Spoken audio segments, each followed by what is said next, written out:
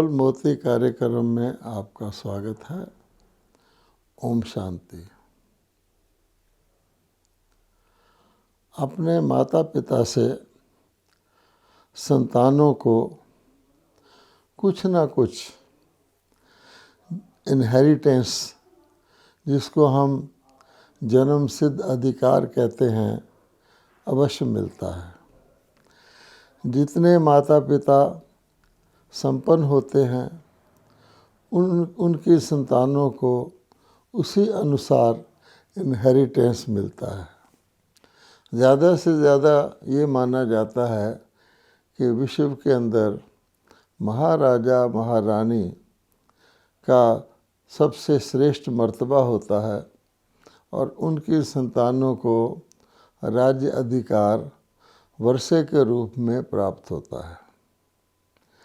फिर भी इस प्रकार के वर्षे की कोई हद होती है, लेकिन परमपिता परमात्मा हमको अलग स्मृति दिलवाते हैं कि हम सबके दो पिता हैं। एक तो सांसारिक पिता है, लौकिक माता पिता हैं जो शरीर को जन्म देने वाले हैं। उनसे हम यूँ कहें कि हद का अर्थात लिमिटेड इनहेरिटेंस मिलता है। लेकिन जो हम आत्माओं के पिता हैं, परम पिता परमात्मा हैं, जो कहा जाता है कि सर्वशक्तिवान हैं, हर चीज़ के सागर हैं, उनसे आत्माओं को जो इनहेरिटेंस या वर्षा मिलता है वो अनलिमिटेड होता है, बेहद का होता है। और इतना है कि हर आत्मा को अथाह वर्षा मिल सकता है। इसलिए वो भाग्यशाली आत्माएं जो परमपिता परमात्मा को भक्ति में याद करते आए, पुकारते आए कि हे परमात्मा, आप से हमारा संबंध जुड़ जाए, हमें कुछ भी नहीं चाहिए, आप मिल जाएंगे तो हमें सब कुछ मिल जाएगा। दुख की बात तो छोड़ो, अशांति की बात तो छोड़ो, अथाह वर्षे से हर आत्मा भरपूर हो जाएगी। इसी उम्मीद से हम जन्म जन्मांतर से भक्ति में उस परमात्मा को ही पुकारते आए हैं।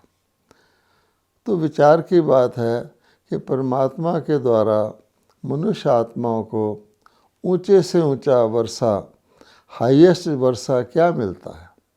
तो सब जानते हैं कि ऊंचे से ऊंचे परमात्मा के द्वारा मनुष्य आत्माओं को इस सृष्टि पर स्वर्ग का वर्षा मिलता है।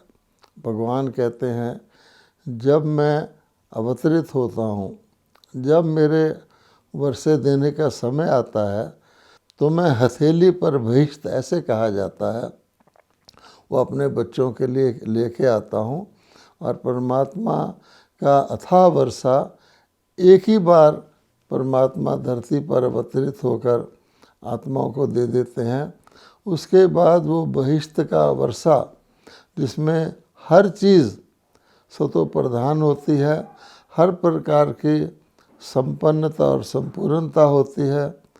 स्वर्ग का अर्थ ही होता है स्वर्ग।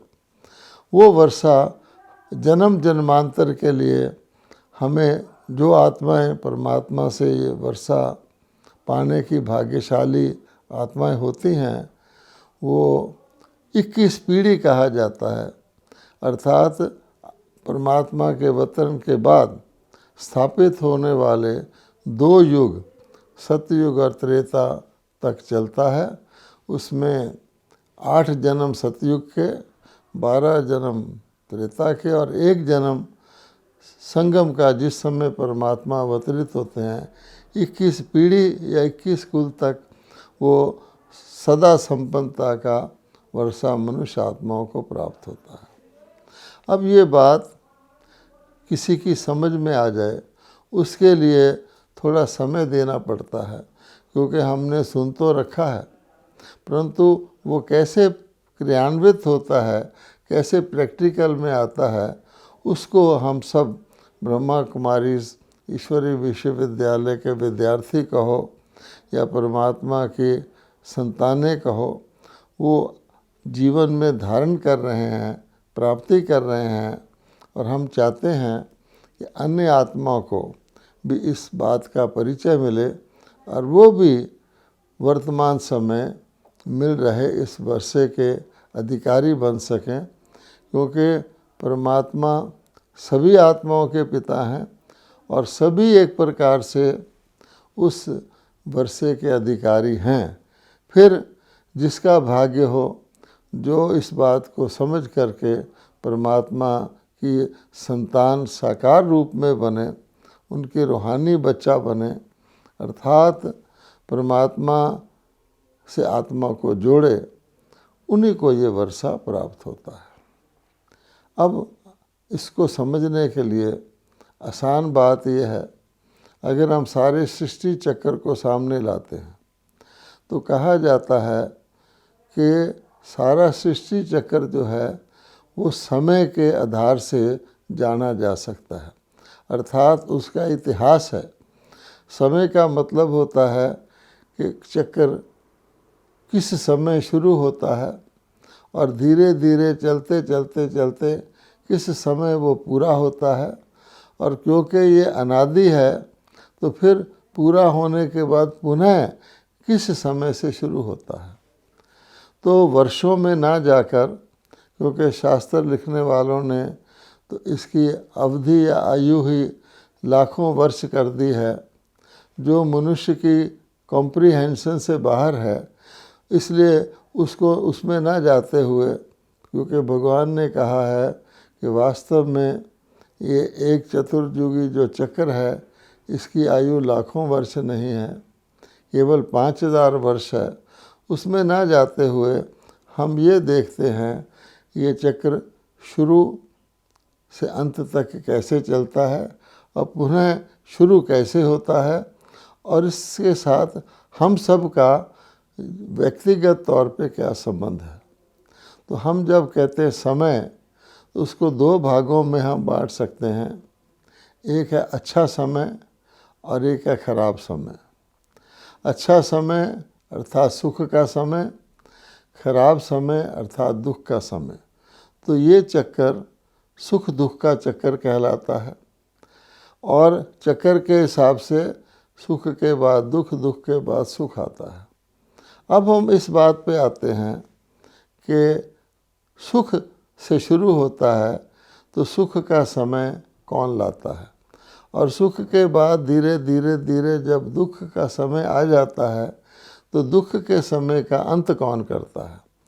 तो सबसे ज़्यादा महत्वपूर्ण समय वो हो जाता है जब दुख बहुत बढ़ के अति तक पहुंच जाता है और उसको फिर अति सुख के समय में परिवर्तित होना होता है, और वो कार्य ही परमपिता परमात्मा का है कि दुख की दुनिया को बदलकर सुख की दुनिया बनाना। और ये दुख सुख की अनुभूति करने वाला और ये दुख सुख में आने वाले मनुष्य आत्माएं हैं। हम सब जानते हैं इस दुनिया में जब मनुष्य श्रेष्ठ हो जाते हैं, जब मनुष्य पावन बन जाते हैं तो दुनिया पावन हो जाती है, और वही मनुष्य जब अपनी श्रेष्ठता खो देते हैं और पतितपना में आ जाते हैं तो दुनिया दुख की हो जाती है, और जब वो अति पर पहुंच जाता है तो उसको फिर परमपिता परमात्मा ही दुख की दुनिया से सुख की दुनिया में परिवर्तित करते हैं। अब वर्तमान समय का अगर हम देखें, क्योंकि हमारा सबका जो कंसर्न है वो अपने वर्तमान जीवन से है, वर्तमान समय से है, और उसमें हमें परमपिता परमात्मा से कैसे उनका जो बेहद का अनलिमिटेड इनहेरिटेंस है, या जिसको कहें दुख से मुक्त होकर के सुख शांति संपन्न जो नया युग आने वाला है उसमें प्रवेश की बात है, वो हमारा आज का कंसर्न है।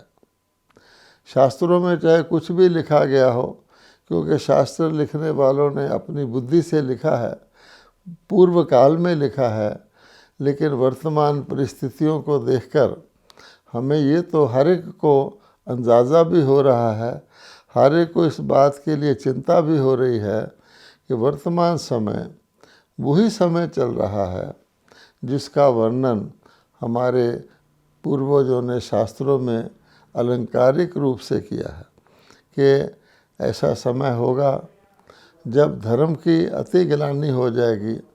धर्म से मतलब कोई हिंदू मुस्लिम सिख ईसाई का नहीं है। धर्म से मतलब है जीवन की धारणाओं का, मनुष्य के आचरण का, मनुष्य के चरित्र का, मानवीय मूल्यों का।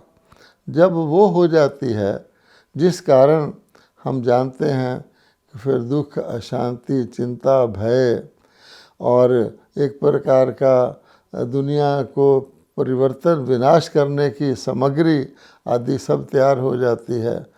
प्रकृति भी उपद्रव करने लगती है, प्रकृति के तत्व भी दुखदायी बन जाते हैं और मानव की बुद्धि ऐसी नीचे चली जाती है कि वो मानव जाति के विनाश के लिए परमाणु शस्त्र तक बना लेते हैं।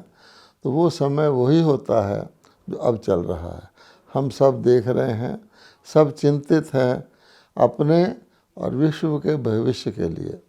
अब ऐसे समय पर परमात्मा कहते हैं कि मैं अवतरित होता हूँ, माता पिता का रूप धारण करता हूँ और मनुष्य आत्माओं को अपने धर्म के बच्चे बनाता हूँ, अर्थात उनको रूहानी बच्चे बनाता हूँ। उनको परिचय देता हूँ कि शारीरिक तौर पर तो आपके अपने अपने माता पिता हैं, लेकिन आत्मिक तौर पर आप निराकार रूप में मेरे बच्चे परम धाम में थे, लेकिन अब मैं इस साकार लोक में अवतरित होता हूँ तो तुम मेरी मुख वंशावली अर्थात धर्म के बच्चे बनते हो। और उस समय भगवान हमको उस इनहेरिटेंस को प्राप्त करने के लिए शिक्षा देते हैं कि किस प्रकार से आप अपना सब कुछ जो कलयुगी है उसको सतयुग में परिवर्तित कर सकते हो। और उस विधि को जो भगवान बताते हैं उसका नाम है योग। अब गौर से सुनने की बात यह है कि योग को कुछ मनुष्य क्रिया समझते हैं। आजकल तो अनेक प्रकार के, दर्जनों प्रकार के हठ योग प्रचलित हैं, लेकिन भगवान ने जो योग गीता में सिखाया है उस योग से हमने ये समझना है, क्योंकि मनुष्य सोचते हैं मुझे योगी बनने से क्या लेना है, मैं तो अपने सामान्य गृहस्थ व्यवहार में रहता हूँ। ये योग का मतलब है प्राप्ति।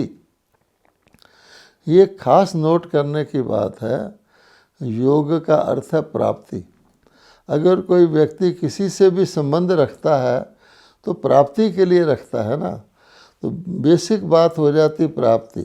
तो हम यूँ कहें कि हम योग लगाते हैं या योग की विधि अपनाते हैं तो केवल इसलिए नहीं कि हम योगी बन गए, लेकिन उससे हमें प्राप्ति होती है। अब आप गौर से सुनिए, योग का मतलब होता है जमा करना।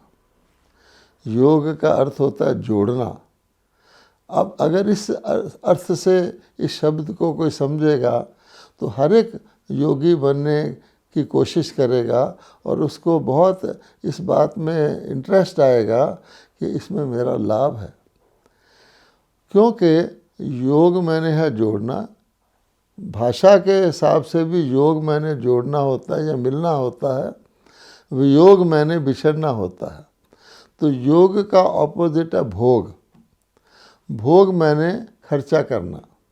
तो जैसे लोग कहते हैं कि व्यक्ति के पास कुछ जमा होगा तभी तो उसमें से खर्च करेगा, तो भगवान कहते हैं जमा करने का टाइम, यानी एक बेहद की भगवान की जन्म सिद्ध अधिकार लेने का टाइम तब है और अब है जबकि मनुष्य आत्माएं बिल्कुल हर प्रकार से खाली हो चुकी होती हैं और भोग कर कर के, यानी खर्चा कर कर के, बिल्कुल उनके ऊपर खर्चा तो ज़ीरो तो नहीं बल्कि और ही उधार का बोझ चढ़ा हुआ होता है।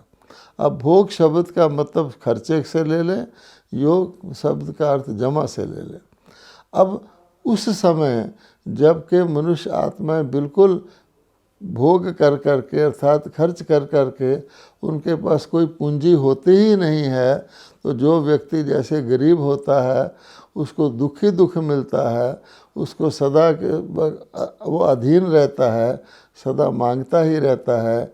एक चीज़ मिलती है तो दूसरी की आवश्यकता पड़ जाती है, दूसरी मिलती है तो तीसरी की। उस प्रकार का जिसको हम कहते हैं कंगाल और मोहताज हो जाता है सुख और शांति के लिए। उस समय भगवान आके उसको जमा करने की विधि सिखाते हैं। जैसे खेती के अंदर किसान होता है तो किसान को पता होता है कि जब बीज बोने का टाइम है उस समय मैं जितना भी अटेंशन से पूरी अच्छी तरह से बीज बो लूँगा तो उसके बाद मेरी लहलहाती फसल आएगी ही। और इस दुनिया में तो बीच में कई डिस्टर्बेंस कलयुग में आ जाती हैं। ये तो भगवान के साथ योग लगाना है।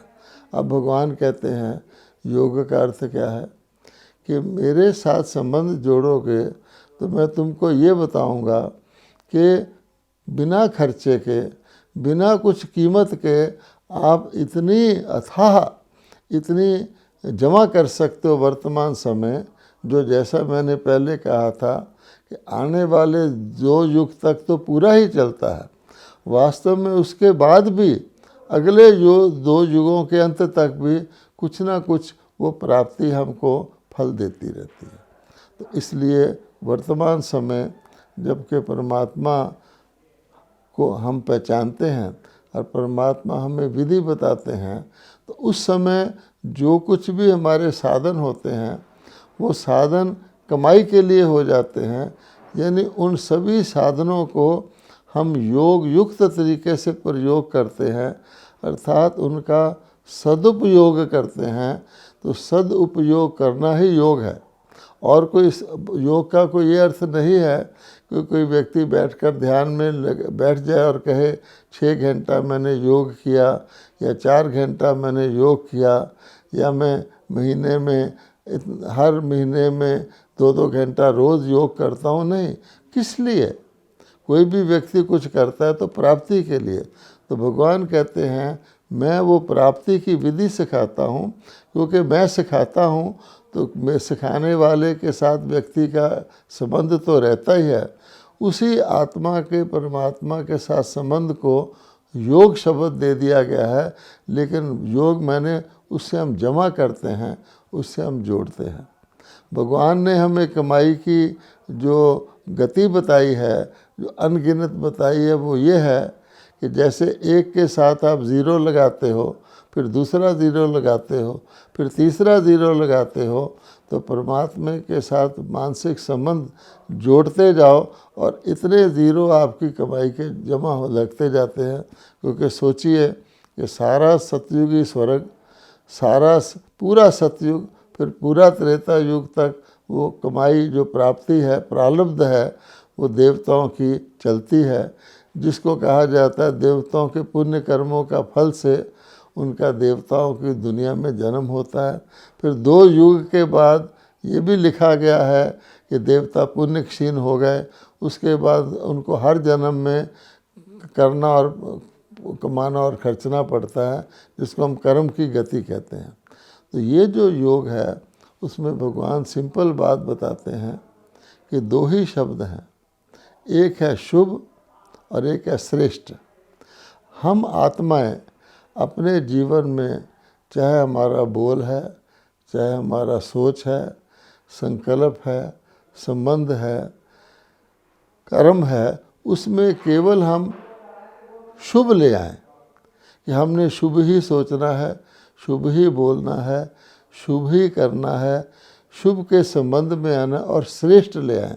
श्रेष्ठ का अर्थ है कि जब हम एक दूसरे के साथ व्यवहार करते हैं तो श्रेष्ठ, दुनिया में रॉयल्टी यानी कोई व्यक्ति बहुत महाराजा जैसे होते हैं कि वो श्रेष्ठ है, लेकिन वो दुनिया के, आज की दुनिया के महाराजा तो आप जानते हैं भोगी, विलासी और पतित हो, सारे ही पतित हैं। नहीं, शुभ और श्रेष्ठ ये 2 शब्द हैं जिनसे हम अपनी कमाई जमा करते हैं। सोचे भी शुभ, कर्म भी शुभ करें, बोले भी शुभ, व्यवहार भी शुभ में आए और श्रेष्ठता यानी ऊंचे विचार रखें, ऊंचा व्यवहार रखें, रॉयल जिसको कहते हैं कि आत्मा के अंदर जो दिव्यता जिसको कहते हैं, दिव्य गुणों से हम व्यवहार करें। इस चीज़ को योग का नाम लिया गया है। ये एक बहुत ही खुशी देने वाला, आनंद देने वाला, संतोष देने वाला जीवन है। इसी का नाम योगी जीवन है।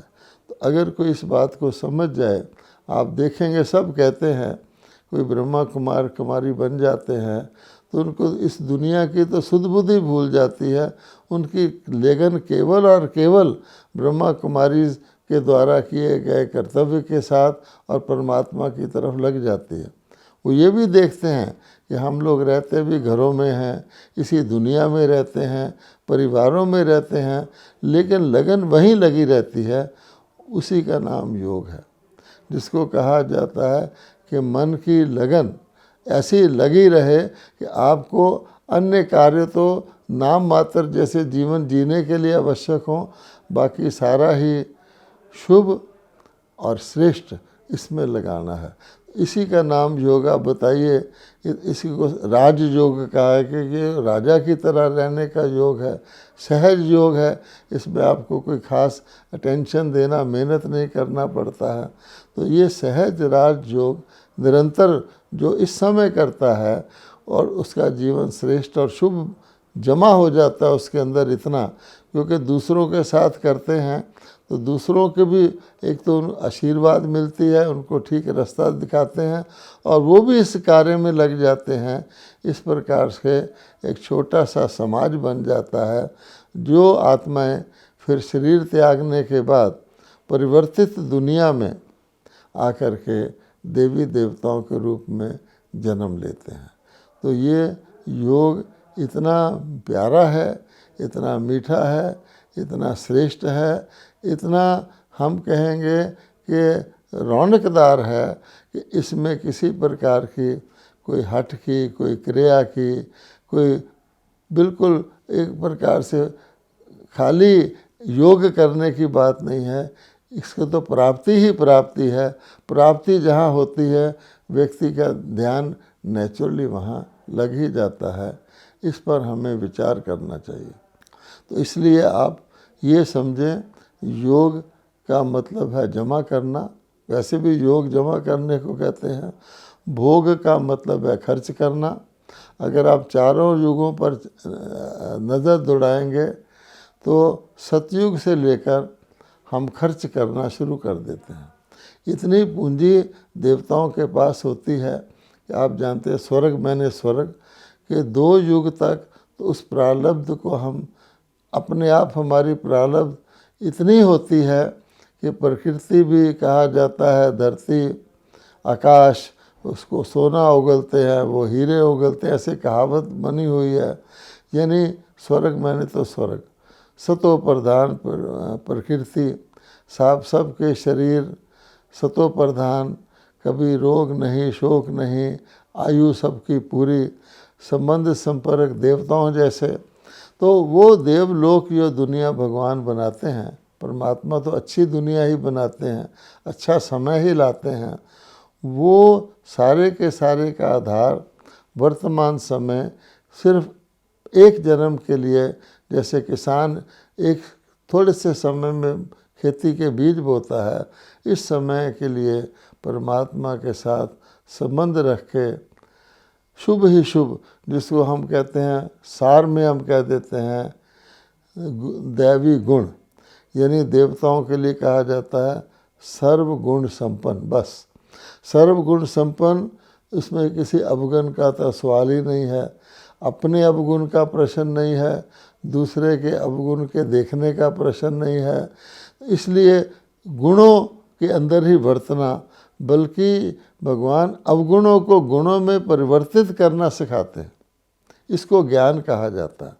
योग बल से हम अवगुणों को गुणों में कैसे परिवर्तित करते हैं, क्योंकि कई लोग कहते हैं आज की दुनिया में तो, खराब दुनिया में तो शुभ हो ही नहीं सकता। तो भगवान उदाहरण देते हैं कि गुलाब का जो पेड़ है, पौधा है, वो बिल्कुल खराब स्मेल देने वाली धरती से भी खुशबूदार गुलाब पैदा कर देता है। उसमें तो आत्मा भी नहीं होती, हम में तो आत्मा है। और भगवान के लिए कहा ही गया है, अधर्म को सत्य धर्म में बदलने वाला, अंधकार को प्रकाश में बदलने वाला, यही ज्ञान भगवान देते हैं। और उसका एक ही आधार है कि अपने आप को आत्मा समझना, शरीर नहीं, और अन्य सबको भी आत्मा समझना। तो आत्मा आत्मा का एक स्वाभाविक, जिसको कहते हैं अपनेपन का नाता है, कि सभी आत्माएं परमात्मा की संतान हैं, सच्चे रूप से भाई भाई हैं। तो उसमें सहयोग, स्नेह, प्यार, अपनापन, ये सारा ऑटोमेटिक आ जाता है। तो इसलिए कहा जाता है परमात्मा रूहानी पिता नीचे अवतरित होकर रूहों का ज्ञान देते हैं, आध्यात्मिक ज्ञान देते हैं, जिसका ही कुछ ना कुछ वर्णन गीता शास्त्र में है। लेकिन भगवान कहते हैं गीता शास्त्र में मैंने कह दिया था कि मैंने ये वर्षा दिया था, फिर तुम्हारा गुम हो जाता है, मैं ही पुनः आके देता हूँ। ये शास्त्र उसका स्मारक है। ऐसे नहीं गीता शास्त्र पढ़ने से हम लोग सचमुच दैवी गुणों की धारणा कर लेते हैं या शुभ और श्रेष्ठ जीवन को धारण कर लेते हैं। लेकिन भगवान दोबारा अवतरित होकर करवाते हैं। और खुशी की बात यह है कि वर्तमान समय वो कार्य चल रहा है।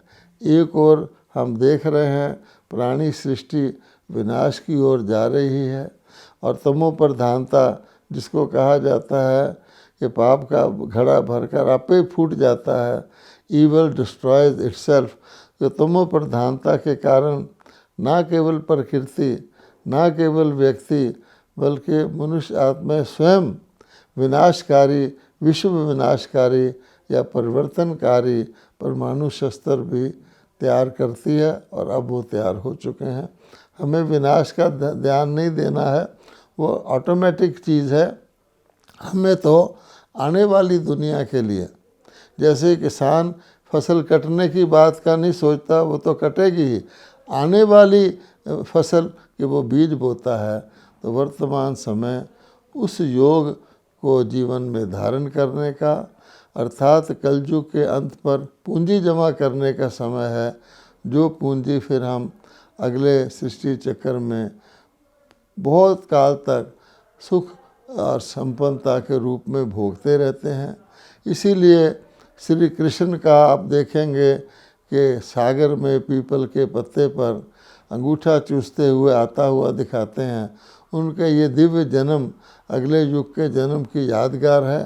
तो यथा राजा तथा प्रजा, यथा श्री कृष्ण तथा उनके साथी जो ईश्वरीय ज्ञान को धारण करते हैं, वो उस दुनिया में आने के अधिकारी बन रहे हैं। आप सब भी इस मौके के स्वर्णिम अवसर को पहचान करके शुभ और श्रेष्ठ को जीवन में अपना करके अपनी ये अविनाशी पूंजी जमा कर सकते हैं। ओम शांति।